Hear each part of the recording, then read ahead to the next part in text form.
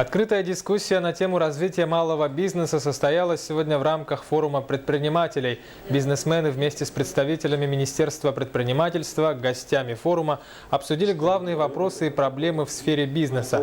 Особое внимание уделили земельному вопросу, размеру налоговой ставки, а также развитию дорожного сервиса. Теперь, когда у нас реализуется стратегия транспортная, и дороги федеральные становятся круглогодичного пользования, то есть соединяет у нас север с западом, или, как говорят некоторые наши жители, с материком, да?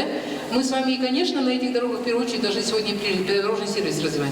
Поэтому сегодня, когда появилась возможность на этих дорогах путешествовать и туристам, и пассажирские перевозки, и так далее, конечно, здесь придорожный сервис мы сюда и привязываем. В решении нашей коллеги вы, наверное, так это все и видите, да? Поэтому на этих дорогах в следующем году вместе с Минтрансом и с нашими другими муниципалитетами должны вот этот сервис, это направление восстановить с точки зрения приоритета.